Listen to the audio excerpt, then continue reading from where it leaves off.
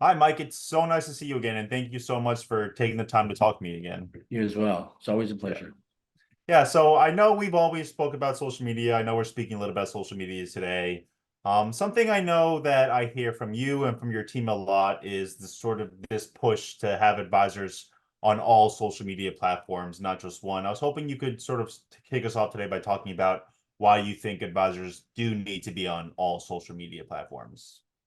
Yeah, sure, Dan. It's a very good question, and it's something that comes up often where people are talking about, oh, you should be on this one or that one. Bottom line is we should be doing as much marketing as we possibly can, no matter where. So every social media platform, and let me just take a step back, the same as email. Email and newsletter still works very well. So it's really direct marketing is what we're talking about. And direct marketing is based on databases. So Facebook, what a lot of people don't really realize, and we did, which is why we started developing what we were developing, is that social media came. Everybody is building these significant databases, but they don't really think of it as that. So when you're on Facebook, that's a database. If you're sending email out, that's another database.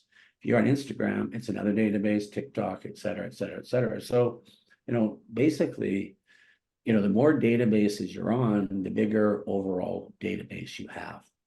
The other thing is people use um, different social medias. So the more repetition they get or the more frequency they get from you on these ads, the more relevant and the more they become familiar and remember you are the travel expert when it comes time for them to make the purchasing decision.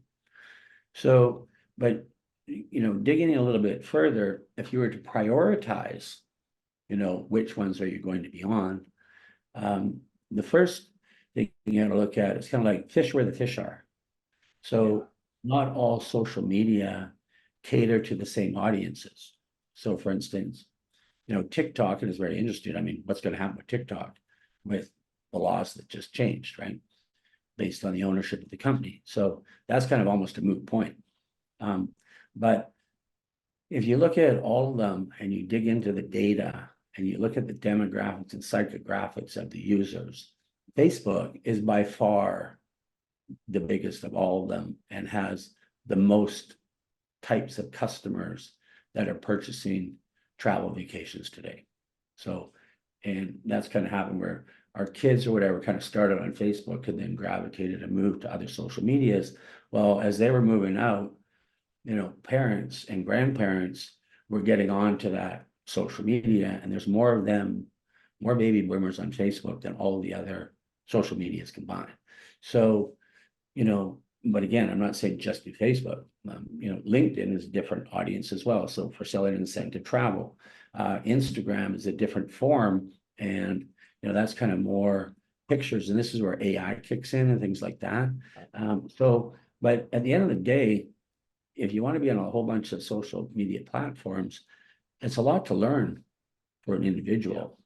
So ultimately, if I'm a travel advisor, I'm wanting to find a turnkey solution, something that's automatic, it's automated, and gets me out there in the marketplace without me having to interrupt my day, create content, do this and do that. And that's kind of really where, Branch Up is a significant, has a significant differentiator in it, is that we're always trying to build tools that are turnkey or end-to-end solution type of thing. Yeah, it's interesting you mentioned TikTok, and I wonder what's going to happen because that has a share of the market now that's going to have to be filled in if it does become kaput here in North America, and I'm interested to see what happens with then. And you mentioned millennials on Facebook. I started on MySpace. I'm a millennial, and then graduated to Facebook, and then on. So Exactly. it's interesting. Exactly. And even Something, though those people, they still have Facebook accounts. They just maybe yeah, don't use it yet. yeah. Something I also hear is an 80-20 rule. And I know, like you mentioned, prioritization is important. Realizing which network is most important for you and dedicating resources to that is something advisors need to think about. I was curious if you could tell us a little bit about this 80-20 rule and how advisors can think about it when they are thinking about their social media networks. Yeah, well, again, it's like if you look at all of them, well, it's like 80% of business comes from 20% of our clients or whatever, right? That's kind of the 80-20 rule.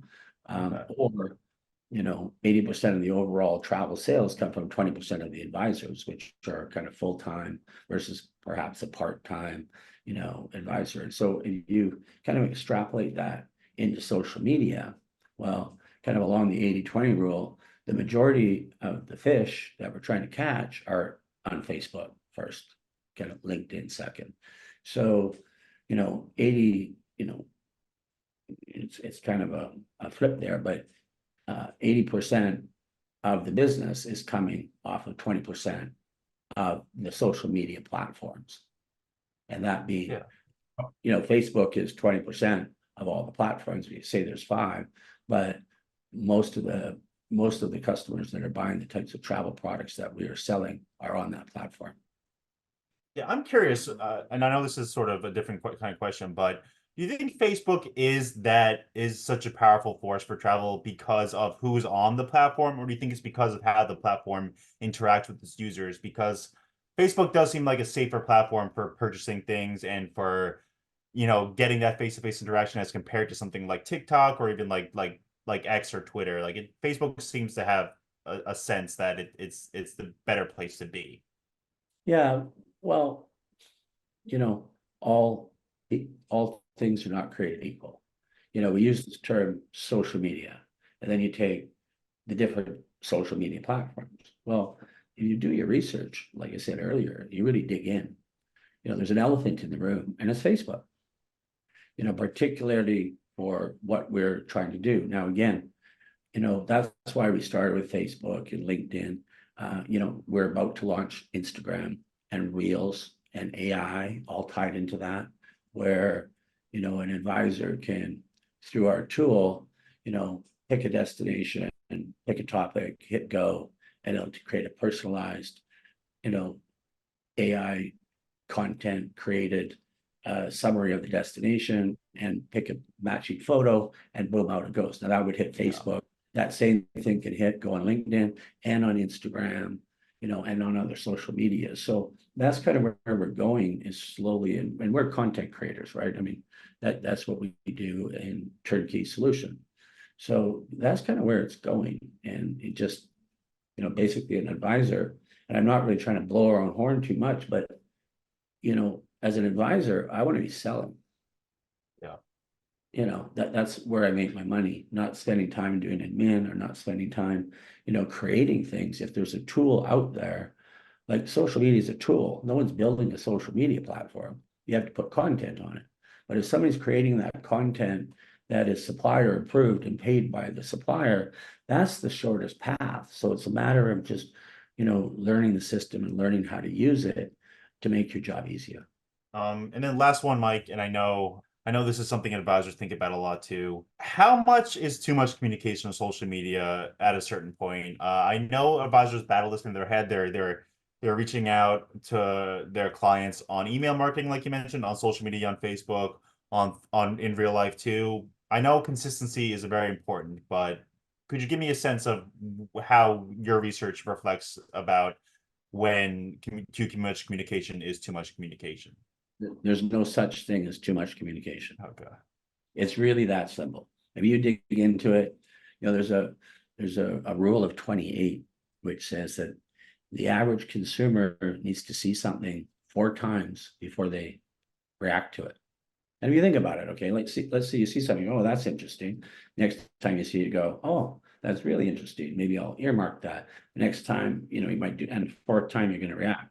Well, we all think everybody sees everything we send out. They don't. And research shows that the average person only sees 1 in 7 impressions. So they've got to see it 4 times, and you got it in once in 7. It means it's got to go 28 times before you actually are in the driver's seat. So this is again where somebody could be doing this individually, or you can get a turnkey solution that does it for you, that hits the frequency. And don't stop at 28. That's when you really start to scale. The more you do, it's the same. If one television commercial worked, everybody would run one. They don't. Yeah. So when you really get into the science of marketing and frequency, and there's a lot of noise out there that you got to get around and surpass. So, you know, we pay very close attention to that. We're constantly doing research and, you know, adjusting our platforming tools and building new tools, you know, accordingly. And as new technology comes out, for instance, AI, you know, AI has been around for a while. You know, the average general person kind of heard about it last couple of years. So, but then really AI is a big topic. How do we use AI to the benefit in a turnkey solution for an advisor to be more effective? You know, that's the type of thing that we're constantly looking at and, you know, trying to make their jobs easier, but more importantly, driving traffic to them. That's what they need. Make your phone ring so you can sell, you know, ideally.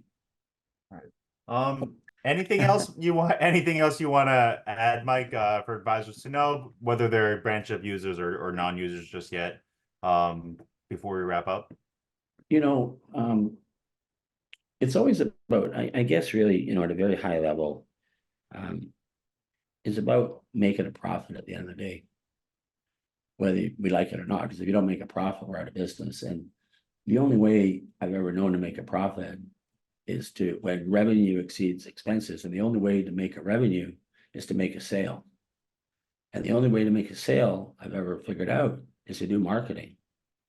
So the key is marketing is kind of what drives everything. And if you dig into that, marketing is really the best form of marketing for the business that we're in as independent contractors, travel agency owners, you know, whatever, travel advisors, is how big's your database and how big a databases can you have? So, you know, when we first got in this business, direct mail was it and targeted mass mail, you know.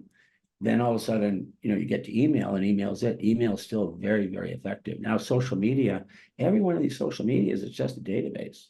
So if our job is just to build that database and somebody else is creating kind of world-class content and getting that to your consumers in a personalized format, your name, your picture, your everything. So you can literally just service your customers and make the sales by providing them the knowledge that the information that a consumer needs in order to make a purchasing decision, which they can't do sometimes online.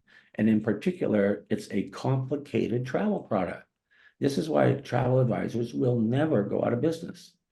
You know, you may not sell airline tickets anymore, you may not sell car rentals anymore, or a little bit, but you're all, you know, people will research complicated products online. But at the end of the day, they want to talk to somebody who's been there or somebody who's been an expert to make the booking. So like African Safari, you may research it online, but you kind of want to talk to somebody before you do it. But if you're booking a 3-day $1.99 or $199 cruise, you don't need to talk to anybody. So, you know, some of the products we used to sell as travel agents and, you know, travel advisors is the right term. We have the expertise to help the consumer make the complicated purchasing decision, which is typically a higher price. All right. Well, Mike, it's always great to talk to you. I appreciate you taking the time. I think thinking of your social media as a database is something that advisors will be helped by. So thank you so much. And yeah, well, I'm sure we'll talk soon. Thanks, Dan. Appreciate it. Thanks. Take care. Great day. Bye-bye.